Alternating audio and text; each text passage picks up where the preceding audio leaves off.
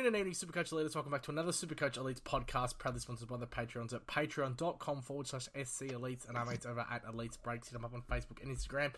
My name's Corey. We are continuing the Patreon chats, and today we have the one, the only, Pauly.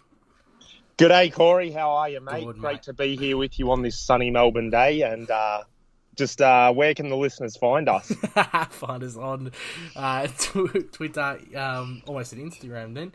Like, where are we? Twitter, SoundCloud, at SC Elites. Find us on Facebook. On Facebook, iTunes, and SoundCloud at Supercoach Elites. Pauly, it's been a while. Yeah, no, I don't think I've ever done a potty with you, mate. That's good. But First time. Long time, first time, as they say. Yeah, well overdue. Now, before we get into formalities, Pauly, you got to give us your best choo-choo, mate. Choo-choo! The Pauly Express is taken over.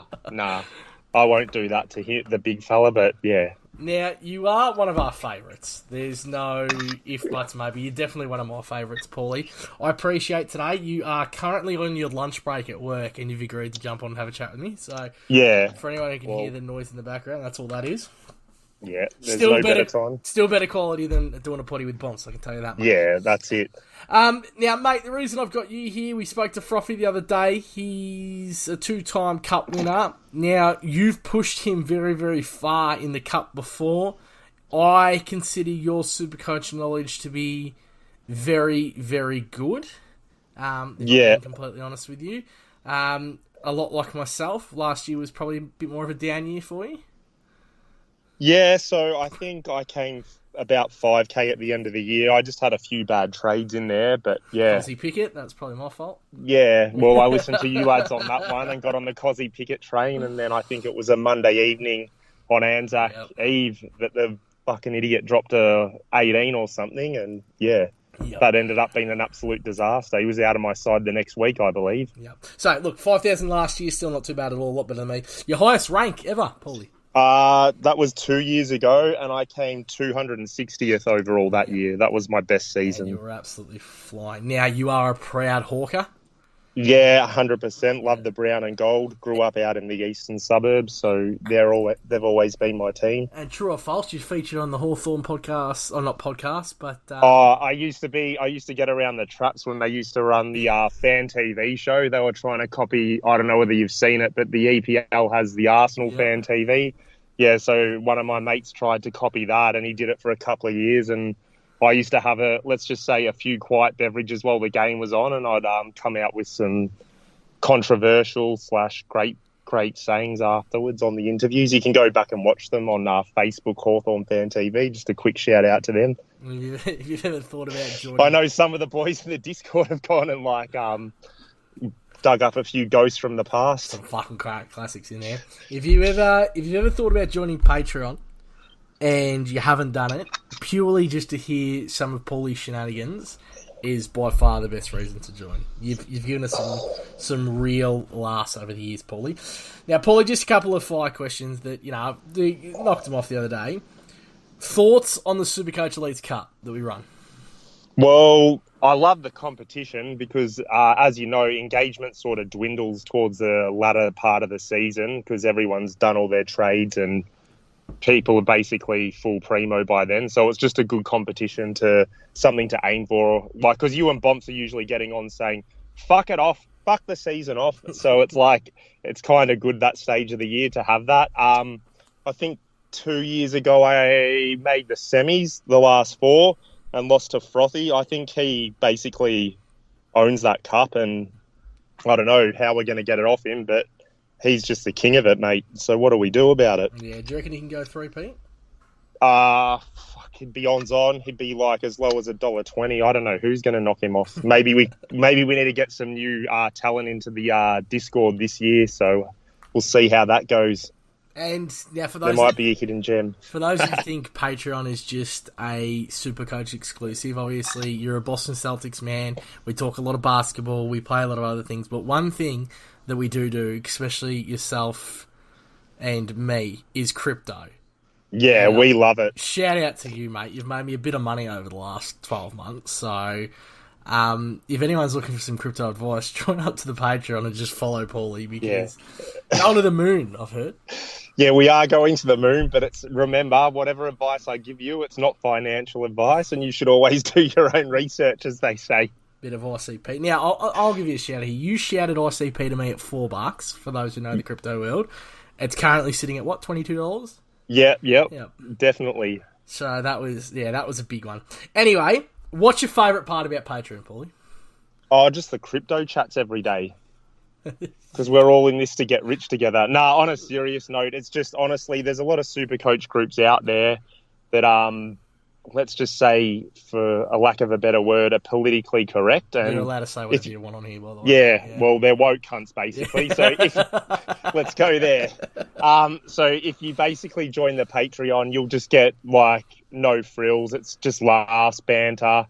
The boys just have a laugh about it. If you're just a traditional bloke, and we're just basically living in the 90s while everyone's progressing through this woke society, I guess. There have been some members along the journey who have not survived, let's say that way. Yeah, exactly. You'll either sink or swim once you get in there. If you can't handle the heat, get out of the kitchen, as they say. Sorry, and I forgot, what are your pronouns, Paulie? I just need that before we continue on with the podcast. It thing. Yep, thank you very much. Who's your fave Discord member and why?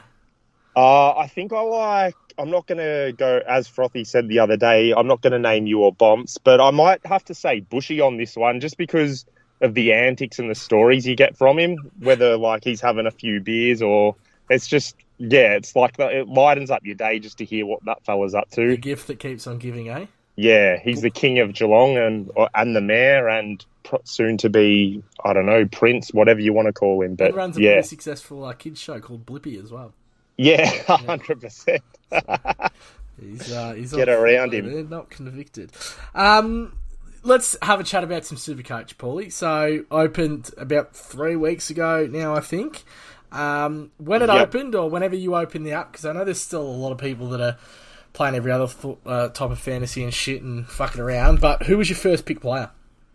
So, this is a very popular pick, but I just had to lock in Nick Dacos just because I've never seen a second-year player produce what he did, and if you don't start him and you think you're going to be one of these witty fuckwits and fucking trade out Petrarca in round 5 and get Dacos round 6 or whatever it was, like, I just think that's delusional. So just start Dacos, lock him in. You don't want to be one of those guys that's just chasing him. Even if he drops 30k, like, who gives a shit? He's just the best second-year player I've ever seen. Set and forget. Your value pick of 2024. So this is another popular pick, but I just have to go with Hayden Young because at his price, he's going to go into that Freo midfield. For 5, he could average 110 and you're only paying 525 for him. So basically, that's just a no-brainer value pick for me. I love what you're putting out here, Paulie. Yeah.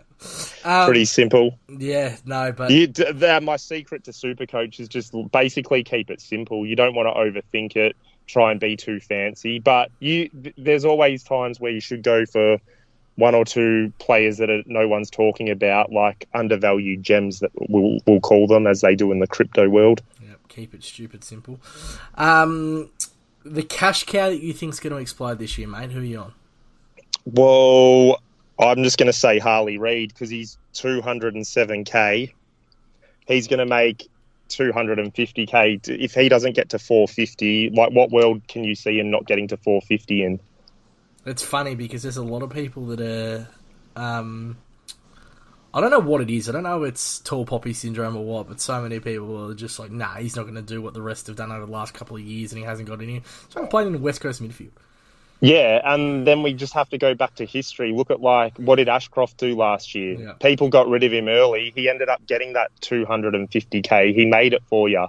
And then you go back, even as far as going back to, like, I don't know, even Walsh's first season, they all do it. Like, people want to, like, not pick the pick one because he's higher priced rookie, but you're only paying an extra 70k, and it's like an 80% strike rate of you getting that 250k. Like, it very rarely fails. Your structure thoughts early. Do you think this is going to be guns and rookies? Do you think it's going to be a little bit of mid-price madness? What do you think's going to happen? So my team at the moment is basically all guns and rookies. Yep. I don't feel like this is a mid-price season so far. I can see a world where you maybe start 2 or 3 mid-prices, 3 being the most, I would, at the moment. Obviously, it's real early days, so we'll see what happens in the pre-season. But currently, as it sits, I just think, 2 or 3. What are your thoughts on that? Yeah, well, I'm guns and rookies ever on the field, but I've got a couple of mid-prices sitting around in my forward line. Like, I probably wouldn't really call Taylor Adams a mid-pricer just because he's a fallen primo. But I've currently got Tom Lynch, I've currently got James Jordan, I've currently got Jack Billings. And there's a fair few others in there as well. Fisher is now one that is kind of snuck up this week with the, I was about to say rumours, but the news is training with that backline group. So and they said Sheasel's gone midfield forward, so that he'd basically be a lock then, I'd say, because the way North distribute that ball in their back half, it's just a Supercoach paradise, to be honest. And Clarko didn't get rid of that when he took over. Do we call Kitty Coleman a mid-pricer? Probably not. What's he priced at? I think 400 and something. It's borderline mid-pricer. I haven't fucked around with my team. So Zach Fisher was 378. As a forward, but they've done it down back before that team. Yeah, Coleman 398. Historically, you look at Zeeble, Hall, like players that in that preseason have been like, why the fuck would I pick them? Like, disgusting ill. But in that North Melbourne backline, kind of just thrive because they're the ball users.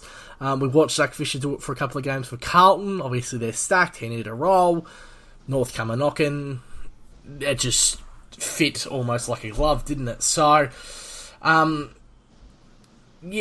find 100k, which is very easy in my team? I don't know if you were here last week when I was talking. I was saying that, I had a spare, I think I had like 300k in the bank and I just slapped it to get Bont. I can go Bont down and, Tom Lynch to Fisher, which I kind of like more. I think the back line offers a lot of value at the moment. This is just the shit that we talk about on a daily. Yeah. And it's kind of helped.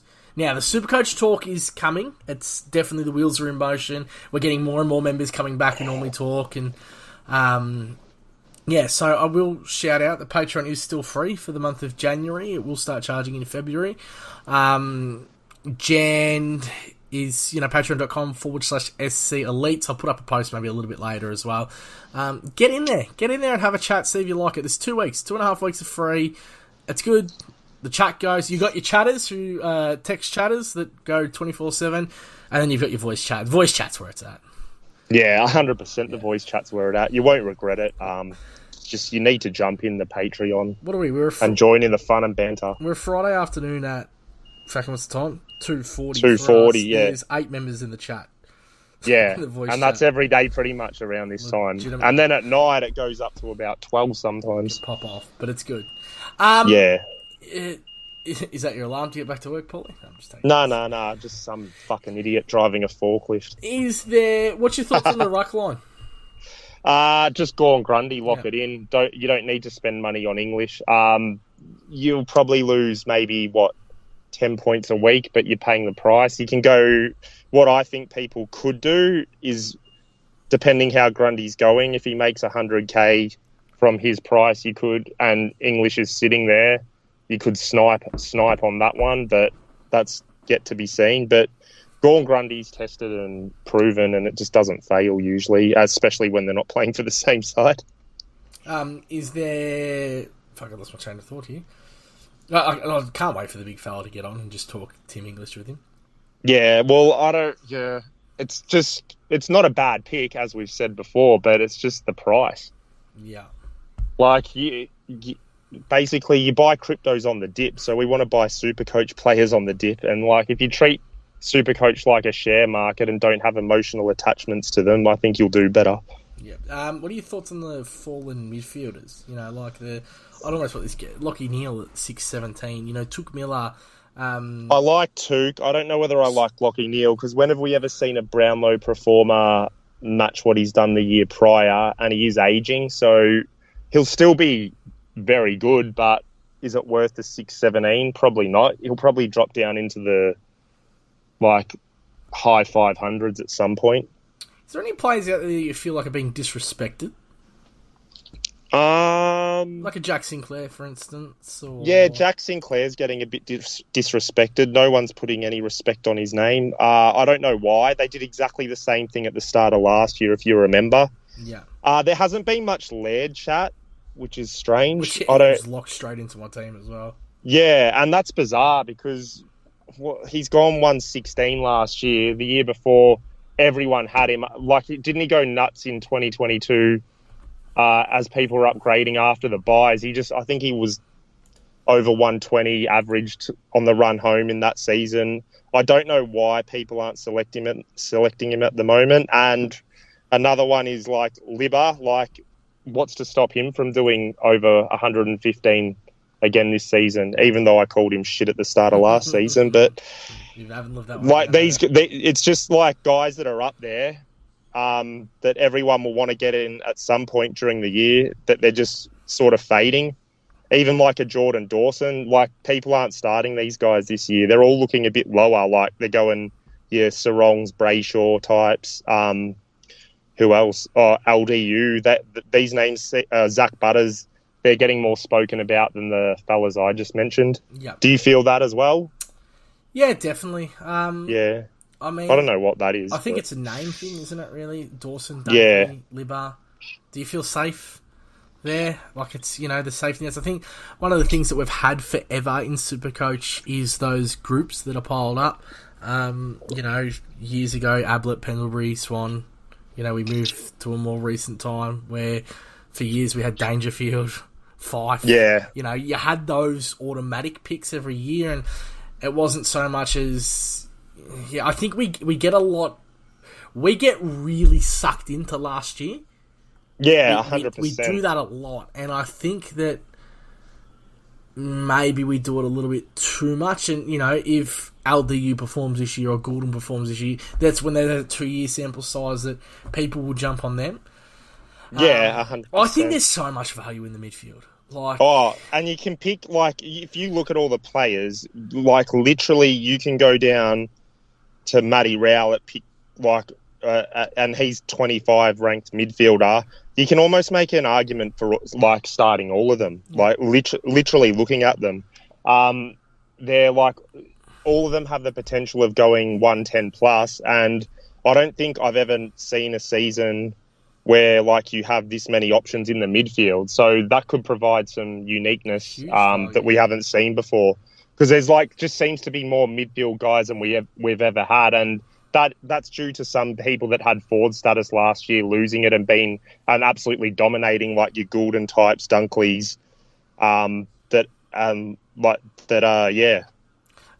got midfield status. You sit here and ask yourself, at the moment. Like, LDU, pairing up LDU with Butters, like, how, that's 101.3. Versus,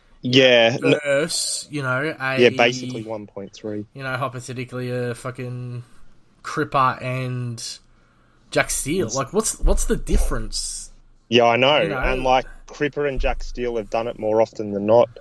It's like, they've got the proven track record. Like, Butters and LDU, they're still up and coming sort of thing. So, I mean, the Jack Steele shit, like, there's got to be a lot more research, because there were players that were injured last year, and Touk Miller's a fine example of that. I hear Bonks especially just, no, you can't pick Touk. Well, why? Because you held him for a whole year while he was injured? Yeah. Like, what did he do the 2 years prior to that? Like, why can't he do that again? Yeah, I think people are saying that because when he came back from injury, he just was like, in the midfield, but he wasn't getting it.